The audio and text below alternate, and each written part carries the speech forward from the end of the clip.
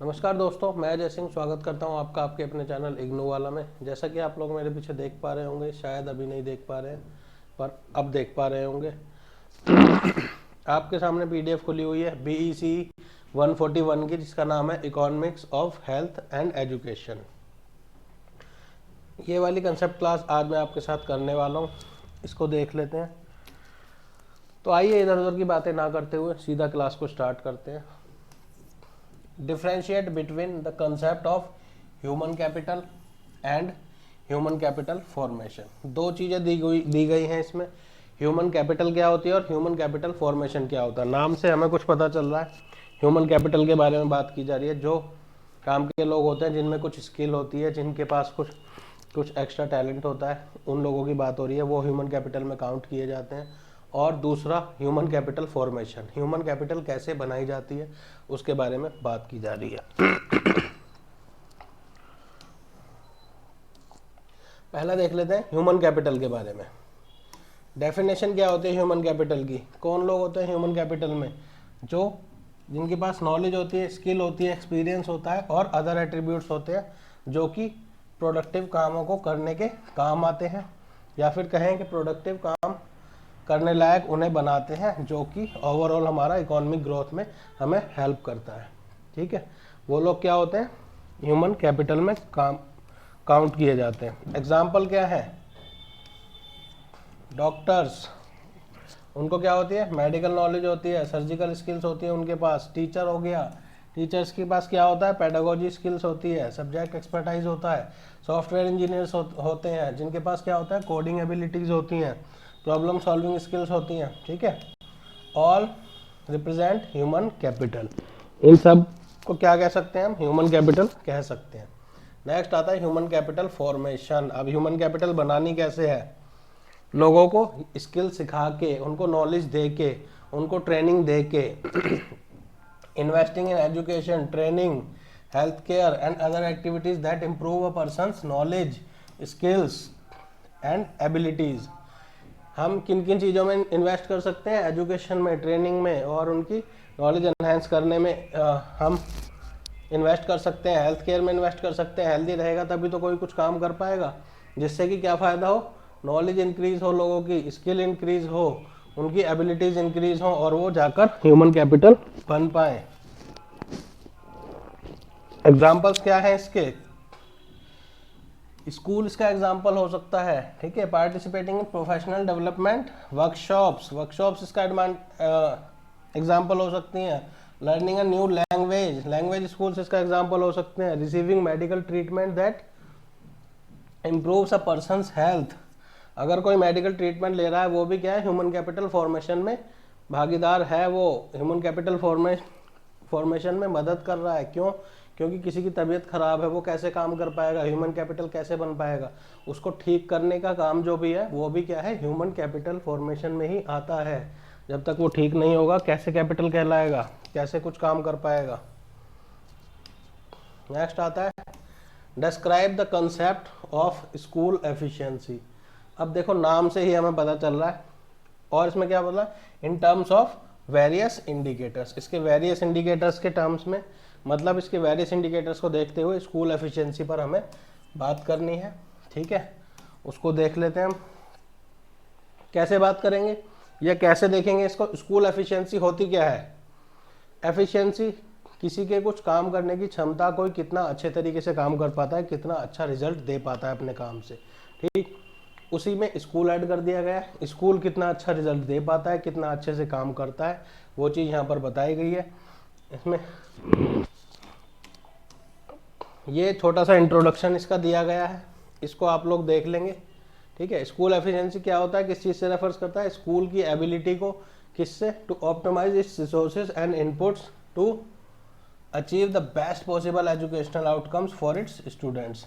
कम से कम रिसोर्सेज में ज़्यादा से ज़्यादा बेटर रिजल्ट दे सके, अपने स्टूडेंट्स को बेटर अपॉर्चुनिटी दे सके, सिखा सके, उसको क्या कहते हैं हम? स्कूल एफिशिएंसी कहते हैं। पहला आता है इसमें पॉइंट, स्टैंडर्डाइज टेस्ट स्कोर्स।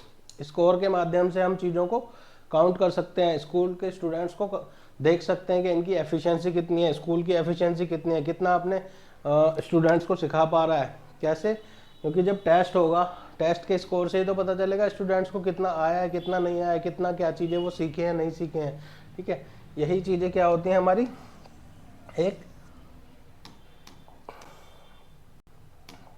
यही चीज़ क्या बताती है हमें, स्कूल की एफिशिएंसी के बारे में बताती है। नेक्स्ट आता है ग्रेजुएशन रेट्स, कितने लोग स्कूल से पास होकर निकल रहे हैं, पास परसेंटेज कितना है स्कूल से पास होने वाले लोगों का। ठीक है, वो चीज़ क्या आती है हमारी ग्रेजुएशन रेट्स में आती है। वो चीज़ भी क्या बताएगी हमें, स्कूल की एफिशिएंसी। ज़्यादा लोग पास होकर निकलेंगे तो ज़्यादा एफिशिएंट है स्कूल, कम लोग पास होकर निकलेंगे तो कम एफिशिएंट है स्कूल। नेक्स्ट आता है कॉलेज रेडीनेस, मतलब स्कूल से पास होकर निकलने वाले जो लोग हैं, जो बच्चे हैं, जो स्टूडेंट्स हैं, वो कॉलेज के लिए रेडी हैं या नहीं है, कैसे पता चलेगा, कॉलेज में उनकी परफॉर्मेंस क्या रहती है, एजुकेशन और their performance in college entrance exams, और कॉलेज में वो किस तरह से काम करते हैं, कॉलेज के लिए कितने लोग जाते हैं, कितने लोग उसके लिए अप्लाई करते हैं। नेक्स्ट है explain the major initiatives taken under the public health programs. Public health programs के लिए कितने इनिशिएटिव लिए गए हैं इंडिया में, पब्लिक हेल्थ प्रोग्राम के अंडर क्या क्या इनिशिएटिव लिए गए हैं इंडिया में, उन सब के बारे में बात होनी है। ये कुछ इंट्रोडक्शन आ जाता है कि पब्लिक हेल्थ प्रोग्राम क्या होता है, पब्लिक की हेल्थ सुधारने के लिए। ठीक है, इसमें कुछ इनिशिएटिव्स के नाम यहाँ पर दिए गए हैं, उसको देख लेते हैं। पहला आता है जननी शिशु सुरक्षा कार्यक्रम। जननी और शिशु सुरक्षा कार्यक्रम, जननी मतलब जन्म देने वाली माँ, और शिशु मतलब जो बच्चे पैदा होते हैं, नवजात बच्चे, वो, और सुरक्षा कार्यक्रम हम समझते ही हैं इसका मतलब। ठीक, तो इसमें क्या क्या दिया जाता है, provides free child birth care for pregnant women in public health institution. Public health institution कौन से होते हैं, गवर्नमेंट हेल्थ इंस्टीट्यूशन, या फिर गवर्नमेंट जिनको फंड करती है वो इंस्टीट्यूशन, वो हॉस्पिटल्स या डिस्पेंसरीज वगैरह भी इसमें आते हैं। Including delivery, post partum care and newborn care. Delivery और उसके बाद की सारी केयर इसमें इंक्लूडेड होती है। नेक्स्ट आता है जननी सुरक्षा योजना। जननी सुरक्षा योजना इसके अंदर किसकी बात होती है, सिर्फ मदर की बात होती है, जो प्रेग्नेंट लेडीज हैं उनकी बात होती है। पब्लिक इंस्टीट्यूशंस में उनको डिलीवरी कराई जाती है और एनकरेज किया जाता है इंस्टीट्यूशनल बर्थ्स को, इम्प्रूविंग मैटरनल हेल्थ आउटकम्स। इनको एनकरेज किया जाता है इंस्टीट्यूशनल बर्थ्स के लिए, आप बच्चे को इंस्टीट्यूशन में जाकर जन्म दीजिए, यानी हॉस्पिटल्स में जाकर जन्म दीजिए, इसके लिए एनकरेज किया जाता है। नेक्स्ट आता है मिशन इंद्रधनुष, टीकाकरण से रिलेटेड है ये, इंजेक्शन वगैरह जो लगते हैं, इम्यूनाइजेशन जो होता है। ठीक है, aims to achieve full immunization coverage for all children in India by reducing pockets of low immunization and increase overall coverage of key childhood vaccines. जो वैक्सीनेशन होता है उसके बारे में ये चीज़ बताई गई है, सभी बच्चों के लिए ये होता है, और बहुत ही ये बिना किसी रेट के लगाया जाता है बच्चों को, बहुत ही लो रेट पे बच्चों को टीकाकरण किया जाता है। टीकाकरण अभियान है ये इंद्रधनुष नाम से एक। अब नेक्स्ट क्वेश्चन आता है हमारा, discuss the health outcomes based on institutional births and immunization levels among the major Indian states. Indian states में इंस्टीट्यूशनल बर्थ्स कितनी होती हैं और इम्यूनाइजेशन लेवल्स कैसा कैसा है, उसके बारे में यहाँ पर हमें बात करनी है। वही एक दो लाइन इंट्रोडक्शन के लिए दी गई है, मेजर इंडियन स्टेट्स में कैसे कैसे इंस्टीट्यूशनल डिलीवरीज होती हैं और इम्यूनाइजेशन लेवल्स क्या क्या है। पहला आता है हमारा institutional births.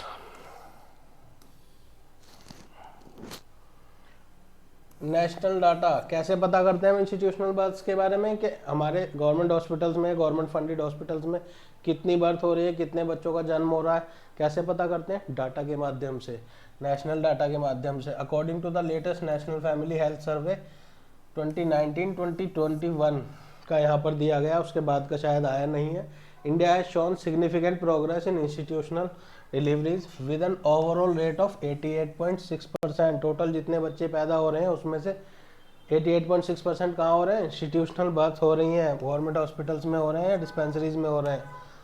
State variations, states के बीच में बहुत सारी वेरिएशंस यहाँ पर देखने को मिलती हैं, जैसे कि मान लीजिए केरला, तमिलनाडु, तेलंगाना, ये क्या है, सारे साउथ के स्टेट्स हैं।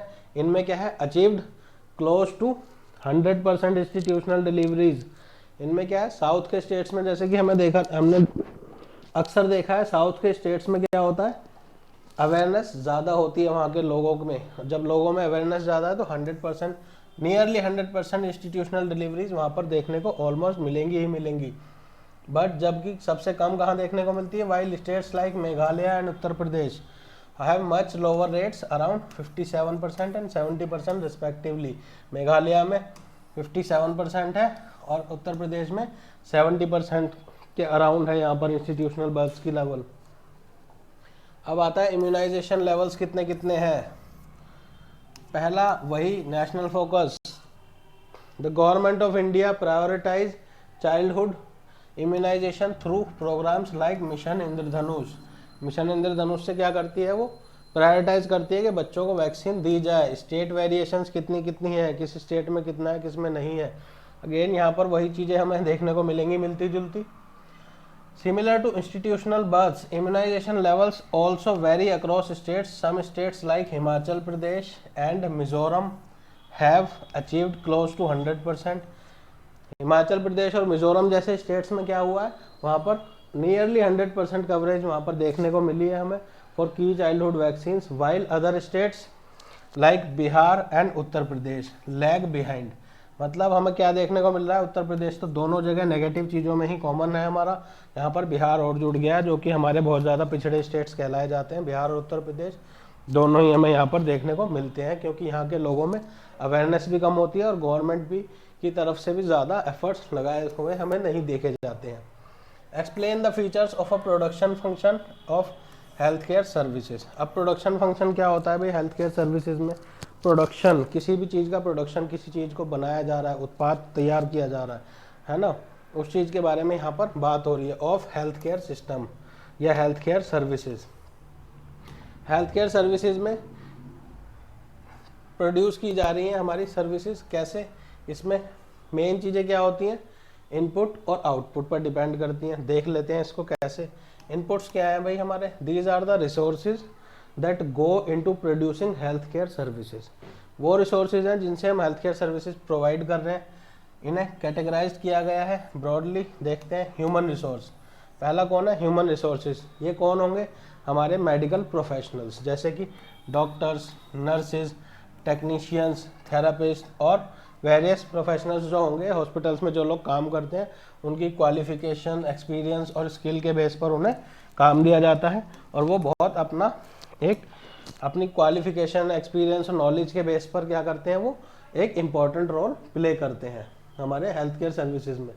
सेकंड आता है फिजिकल रिसोर्सेज। फिजिकल रिसोर्सेज में सबसे पहले तो क्या होता है, हॉस्पिटल्स हो गए, क्लिनिक्स हो गए, डिस्पेंसरीज हो गई, मेडिकल इक्विपमेंट्स हो गए, है ना, मेडिकेशन हो गई, दवाइयाँ वगैरह हो गई, डायग्नोस्टिक टूल्स हो गए जिनसे डायग्नोस किया जाता है, पता लगाया जाता है आपको बीमारी क्या है, जैसे स्टेथोस्कोप हो गया, एक्सरे मशीन हो गई, है ना, और भी बहुत सारी मशीन्स वगैरह हो जाती है, मशीन्स एंड टूल्स हो जाते हैं इनके, जिनसे वो पता लगाते हैं कि किस तरह की बीमारी है, बाद में जिसका इलाज किया जाए।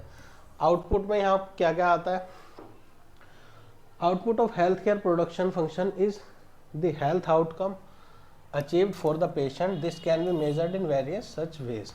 ये क्या होता है, आउटपुट क्या होता है, जो चीज़ें अभी हमने इनपुट में पढ़ी हैं उन सारी चीज़ों का यूज़ करके, उन सारे लोगों का यूज़ करके जो क्या होता है, जिस तरह से इलाज किया जाता है, वो कितना इलाज सक्सेसफुल रहा, कितने लोग ठीक हुए, कैसे हुए, वो सारी चीज़ें क्या आती हैं, आउटपुट में आती हैं। जैसे कि इम्प्रूव्ड पेशेंट हेल्थ स्टेटस, कितने पेशेंट ठीक हुए हैं, कितने पेशेंट की हेल्थ में इम्प्रूवमेंट आया है, रिड्यूस्ड मोर्टेलिटी रेट्स, मरने की रेट में कितना कम आया है, मृत्यु दर में कितनी कमी आई है, यहाँ पे लिख भी देता हूँ मैं,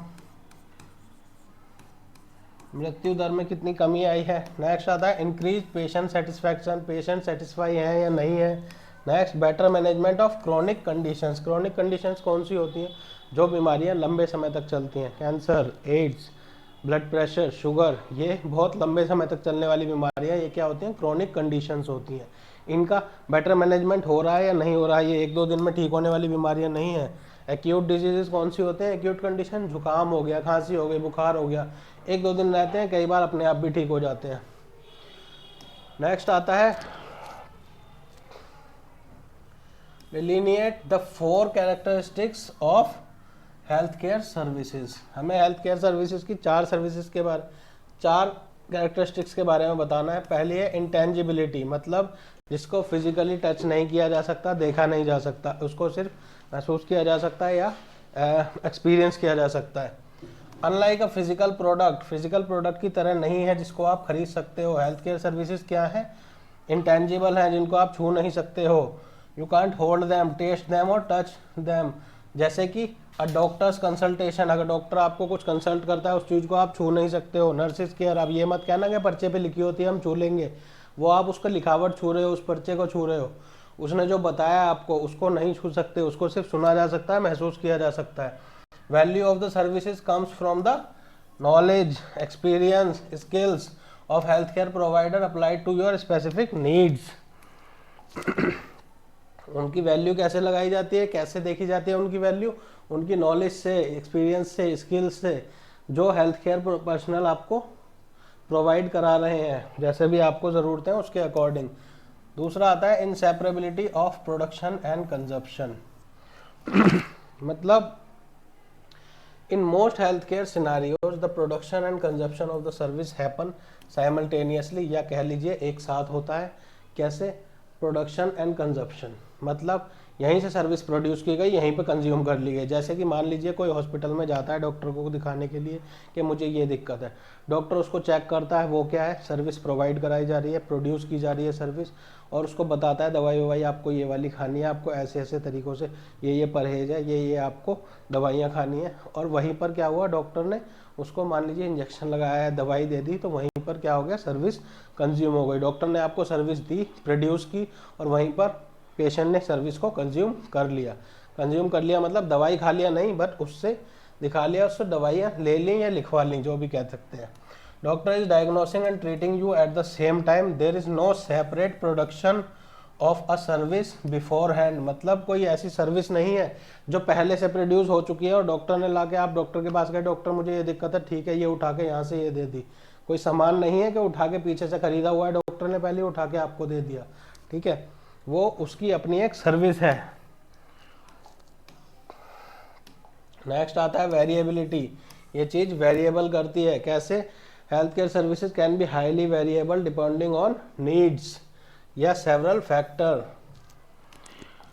अपनी नीड्स के हिसाब से, सेवरल फैक्टर्स के हिसाब से हेल्थ केयर सर्विसेज डिपेंड कर सकती हैं, वेरिएबल कर सकती हैं, वरीज कर सकती हैं। द पेशेंट, पहला आता है पेशेंट, पेशेंट के अकॉर्डिंग इंडिविजुअल नीड्स होती हैं पेशेंट की, किसी को कोई दिक्कत है, किसी को कोई दिक्कत है, किसी की मेडिकल हिस्ट्री क्या है, रिस्पॉन्स क्या है उसका दवाइयों के प्रति, जो डॉक्टर ने दवाई दी है, जो डॉक्टर ने ट्रीटमेंट दिया है, उससे ठीक हो रहा है या नहीं हो रहा, वो चीज़ें। नेक्स्ट आता है द प्रोवाइडर। प्रोवाइडर कौन है? डॉक्टर या फिर मेडिकल पर्सनल, कोई भी हो सकता है, नर्स भी हो सकती है। आपको छोटी मोटी दिक्कत है, आप किसी हॉस्पिटल में गए, उसने डॉक्टर ने बोला ठीक है नर्स से जाके ये वाला इंजेक्शन लगवा लो, या कंपाउंडर से जाके ये वाली दवाई लगा लो, पट्टी करा लो, ये चीज़ें क्या होती हैं, प्रोवाइडर ही आपको प्रोवाइड कराता है। वो चाहे डॉक्टर हो, चाहे नर्स हो, चाहे कंपाउंडर हो, कोई भी हो, मेडिकल प्रोफेशनल आपको प्रोवाइड कराते हैं। The knowledge, experience and speciality of the health care professional will impact service you receive. तीसरा आता है द सिचुएशन, किस तरह की सिचुएशन है आपको, आप नॉर्मली किसी बीमारी को दिखाने हॉस्पिटल गए हैं या डॉक्टर के पास गए हैं, या फिर आप किसी इमरजेंसी सिचुएशन में गए हैं, वो चीज़ें यहाँ पर वेरी करती हैं। पेरिशेबिलिटी, मतलब इनको रखा नहीं जा सकता, ये ऐसी चीज़ नहीं है जो आप रखोगे तो लंबे टाइम तक स्टोर कर सकते हो, कोई प्रोडक्ट नहीं है, ये फिजिकल प्रोडक्ट नहीं है। ये क्या होती है? पेरिशेबल होती है, ख़राब हो जाती है। मतलब जैसे कि आपने कोई अपॉइंटमेंट मिस कर दी, जैसे कि आपने कोई अपॉइंटमेंट मिस कर दी, तो उस अपॉइंटमेंट को आप संभाल कर नहीं रख सकते। मतलब जिस समय आपको जो चीज़ दिखानी थी डॉक्टर को, यदि नहीं दिखाया तो हो सकता है बीमारी बढ़ जाए, थोड़ी ज़्यादा बढ़ जाए, उस समय तक आप बीमारी को होल्ड करके नहीं रख सकते। ये इसका सेंस है। इसका ये मतलब मत निकालना कि मैंने अगर आज की अपॉइंटमेंट लिया, आज 5 बजे की, वो मिस हो गई, मैं क्लास करा रहा हूँ अभी, तो बाद में मैं जाकर उस अपॉइंटमेंट को रीशेड्यूल करा सकता हूँ। आप अपॉइंटमेंट रीशेड्यूल करा सकते हैं, बट जो दिक्कत है उसको तो रोक कर नहीं रख सकते ना, उसको तो रोकेगा वो डॉक्टर ही। इस चीज़ के बारे में यहाँ पर बात हो रही है। अगर कोई अपॉइंटमेंट मिस कर दी, और a delayed treatment can have consequences, अगर देर से इलाज कराया तो दिक्कतें हो सकती हैं।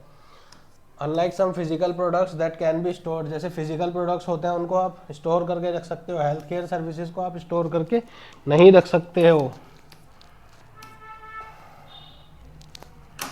तो आज की क्लास हमारी यहीं तक। आई होप आप सबको समझ आया होगा। इस वीडियो को लाइक कीजिए, शेयर कीजिए अपने सभी उन सभी फ्रेंड्स के साथ शेयर कीजिए जिनका ये वाला कोड है, जिनको ये वाली क्लास की ज़रूरत पड़ सकती है। ठीक, उन सभी के साथ आप लोग ये शेयर कीजिए और हमारे चैनल को लाइक और सब्सक्राइब कीजिए और अपने फ्रेंड्स के बीच भी शेयर कीजिए। धन्यवाद।